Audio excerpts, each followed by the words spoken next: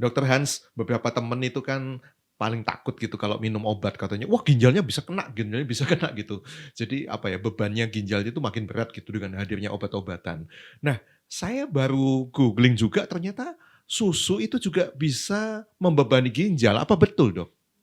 Iya, kita tahu kerusakan ginjal ya, bisa pemicunya bisa tekanan darah tinggi, gula darah yang tidak terkendali, mungkin orang gemuk, mungkin orang yang kolesterol, itu juga merusak ginjal loh, ya. Saya buat singkatan A, HbA1c kan, gulanya jangan tinggi.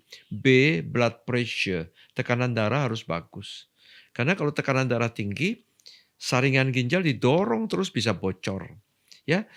Orang tensi tinggi kan mesti sering dokternya memeriksakan fungsi ginjal, saringan ginjal dari urine.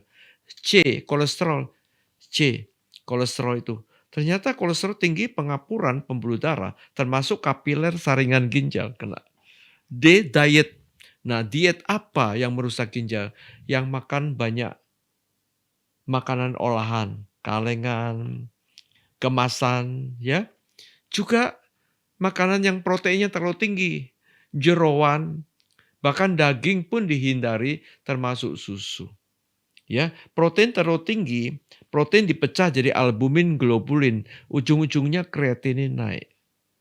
Lalu D, diet. E, efek samping obat. Nah, kita takut obat yang mengganggu ginjal. Obat apa? Yang paling banyak adalah obat penahan sakit. Mmm, Obat pegelinu, penahan sakit, termasuk suplemen, vitamin yang terlalu banyak dosisnya, yang tidak perlu, itu akhirnya dibuang melalui ginjal, membebani kerja ginjal. Jadi obat yang tidak perlu itu jauhi.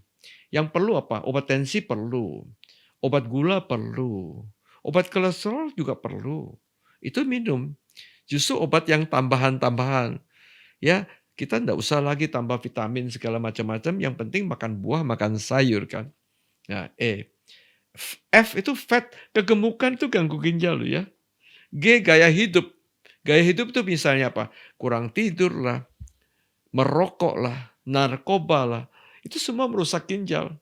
Ya, jadi gaya hidup yang salah. Nah, sekarang tentang susu. Susu itu sumber protein yang hebat. Bukan hanya kalsium, bukan hanya lemak, juga protein, juga karbo. Nah, proteinnya susu itu besar. Apalagi ada orang nawari susu protein, ditambahin macam-macam protein-protein.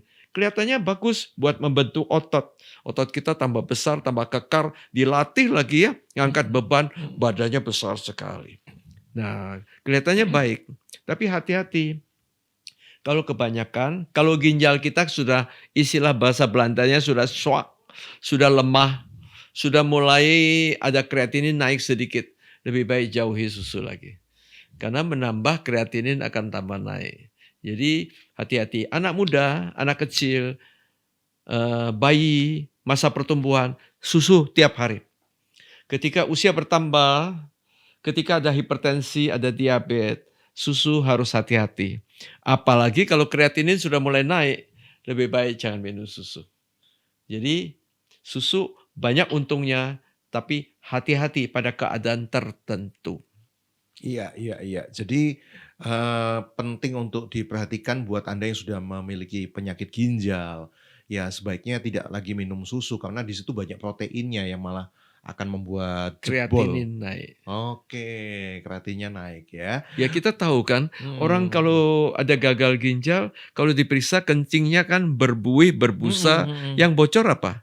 Ginjalnya ya? Protein. Oh proteinnya itu Nah, ya. kebanyakan protein kan keluar lagi.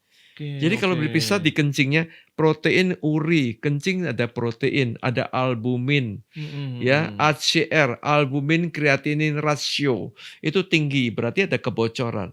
Nah, jadi jangan kasih lagi tambahan protein, Iya iya iya ya. iya. Baik, terima kasih ini penjelasannya Dokter Hans. Saya mengerti, apa namanya, setelah ini, oh begitu toh hubungannya dengan ginjal yang namanya susu ini.